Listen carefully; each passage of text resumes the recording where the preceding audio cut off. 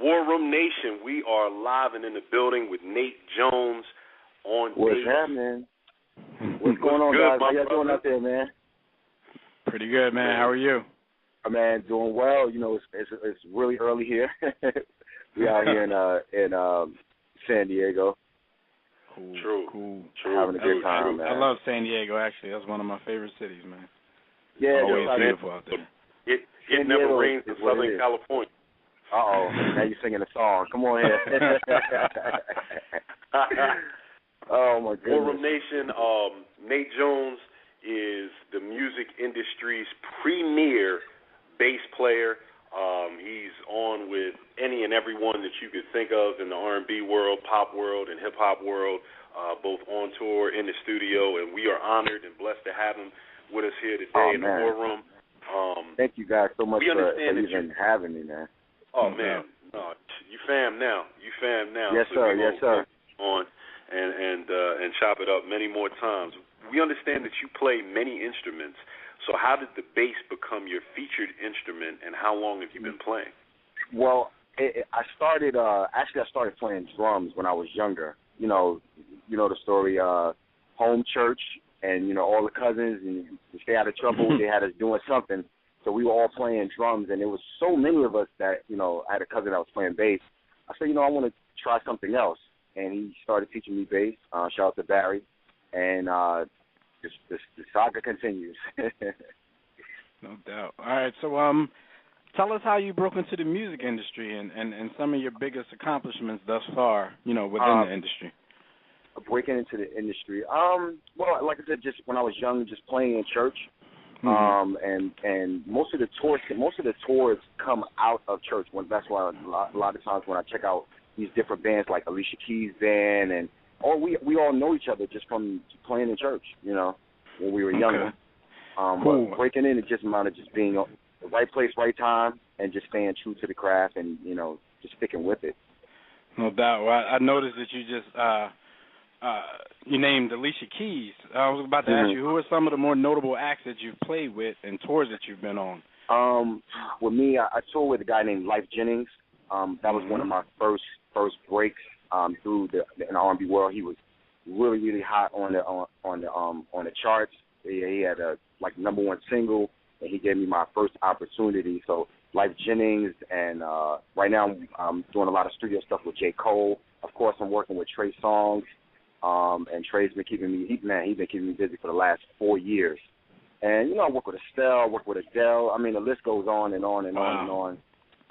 You know, I try to. My good friend of mine, she told me, you got to start documenting this stuff. So I started taking pictures with everybody, and I put everything's on my site. You know, who I work with, who I share stage with, and it's just been a great journey. And it's like it's only been about 8 years of me touring, and so I'm still kind of fairly new to it. So I'm still getting butterflies. I'm still excited, and, you know, they're like, man, we were just here last month. I'm like, man, yo, look, I'm hyped right now. You know, I have not lost my passion for the stage, for the music, for the art. You know, so it's a blessing to be a part of this lifestyle. Speaking of that, like, give us some of the differences, you know, that you've noticed between the tour side of the business and the in-studio work that you do. They're similar. You know, at the end of the day, it's about relationship. It's you know, it's not about who you know or who knows you. It's about who likes you. So on the tour scene, most of the guys, it's not about like how well you can play and things of that nature. It's just, hey, this is my boy. He plays a little bit, and then put him on. Now, granted, I'm blessed to be surrounded by guys that are like absolutely amazing. But at the end of the day, it's just about, you know, who likes you. And the tour scene versus the studio scene, it's basically the same thing. You know, I knew somebody. I knew my boy Elite, and he knew he was working with J. Cole. He brought me in, and that's how I got in. You know. Now, granted, you know, they're not asking, you know, what degree you have and who you work with. It's just a matter of just relationship, and I think that's with any business. Right, no doubt. True. Yeah. We will have you to thank for the heavy bass lines on J. Cole's next project. So thank you in advance. Well, yeah, I think man. Like he's been working diligently on this next album. I'm really excited for him and the whole Dreamville camp. Man, they got I was there about 2 weeks ago, and man, the music sounds amazing. It's authentic. He has his own sound because he's an amazing producer as well. And I'm just really excited and proud of just to be a part of that in-house studio, just Dreamville in general. Man, that's beautiful. Of course, Nate, you know we're a sports-based show, sports themed. That's what we do. We hear that you have some experience with The Rock a little bit. Man, listen, don't start none, won't be none. Now, I'm a little older. I'm not taking no shots yet. I'm not a young pup anymore, you know. But at the same time, like, when I'm on the court, like, you know, there's no celebrities. We going at it right now. Okay. But you know the story. Yeah, where all did you play? Because you played a little college ball. Yeah, I definitely played college. I played college ball. I went to SUNY Pershing in New York. We actually won the championship. Okay. Yep, Westchester, New York. We won that championship. I can't remember what year that was, but we were a D3 school. But that was an amazing experience too. You know, same story. I had handled the law. And I was shaking them up, and I was making people fall and all of that, you know. And in my mind, I still got it. In my mind, I'm still 23 years old, and nobody can stop me. Yo, I feel the same way, Nate. I mean, I'm 50 pounds over, you know, my old playing weight, but I still feel if I went out there, I still got something. You know what I mean? This is what I'm saying. Yeah. Actually, where were we? I think we were overseas, and I got a chance. I was with Trey Songz and in the camp. TSC, and we were so fiending to play basketball, but everybody's so passionate about the game, man. Looking back at the tape, we taped the game. We were looking pretty good out there, man. We were looking good out there. I told Trey, I said, listen, we gotta start challenging these other camps, man. I think we can give them a run for their money, man. Yo, that might be another revenue stream, but you ain't hear me though. Hey, listen, we can talk about it. Let's do it. You're also a huge NBA fan and a card-carrying member of the United Knickerbockers Nation. Let's go, New York. Yo, so how far are they going in the playoffs? Man, you know what? I think it's going to be a challenge. I think it's mental. I like the way Melo was playing last game. I think that he needs to take a page out of LeBron's book. You know, they were shooting a lot of jump shots, and if the jump shot ain't falling, man, you are an amazing, amazing talent. Take the ball to the hole. And right. I was in a sports bar, and we were like yelling. Of course, I'm yelling at the top of my lungs, like, take the ball to the hole. And I don't know, God allowed him to hear me, and he started taking the ball to the hole. And he probably has the best post game in the NBA. He's just got to get back down there. We got to do that. These guys are big, man. They big down low. They're strong. Right. We definitely got to take the ball to the hole, man. And we need everybody for this division. Switching gears back to you and the music scene a little bit, but still keeping it basketball. We understand that you did play, or y'all do play a little ball while y'all out on the road. For sure. As the day goes, athletes and singers, or athletes want to be singers and rappers, and entertainers and singers and rappers want to be ballers. So, Who are some of the artists that you've come across that can hoop a little bit? Tell our listeners. I come across a lot of guys that can play basketball, and there's a lot of people that say they can play basketball until we get on the court, and they don't understand that we're really serious. But of course, Trey Songz is he's really a beast. Got it, and I'm not just saying that because I'm like, he's really a beast. He got young legs, you know. Like, I'm old school. He's been invited to the All-Star Weekend celebrity game like the last 2 or 3 years. I be mad at him about that too. You know, we had a conversation because he be all passing the ball. I'm like, listen, it's TV. You're gonna be passing the ball. Yeah. I need package on TV. You know what I'm saying? Someone leave that to Ernie Duncan, the Secretary of Education. Yeah. Let's go to the hole, baby. No passing. I don't want no passing to Kevin Hart. No passing to Justin Bieber. I need you to take it to. I need buckets from you. But Trey's a beast. J. Cole is a monster. Chris Brown. We were all out.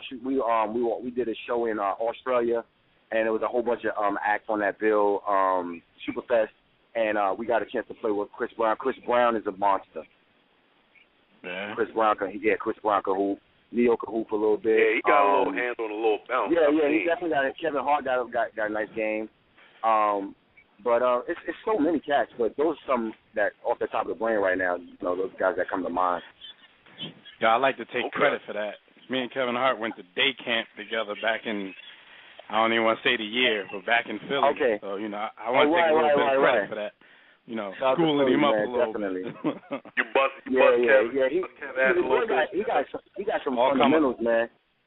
Yeah, I mean, he definitely fit into the little point guard role. He didn't really have much of a choice, but he's pretty good at it. Yeah, now I'll say like that's a Philadelphia thing though. He's real fundamental. Yeah. The fundamentals are on point. Me personally, I'm full right now, but at the same time, I'm tired. So I'm the half court king. And we playing 4-on-4 half court, we're gonna win, definitely. Hands down.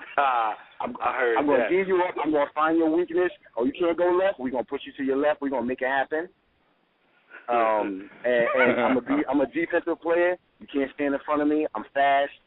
We got to play, man. We got to set up a game and let's play. Let's make it happen. I was about to say, we got to find out if we out on the road during one of y'all tour stops. We got to come rock with y'all one of these days. Please, man. I'll find a gym and we'll make it happen for us. Cool. And y'all can even have your cousin Marquise, because shout out to Marquise. Listen, Marquise. I don't know what kind of game Marquise got. Now Marquise is about 6'8" or something like that. he looks like he got it. I don't know. I don't remember. Marquise. He can shoot up too. Let's get it, baby. I'm going to shout at everybody. Let's go. Hey. What are some of the up-and-coming projects that we should be looking out for, and where can our listeners find your music and keep up with Nate Jones? Well, I have everything on my website. You can find out all the things that I'm doing on my website, www.natejonesonbase.com.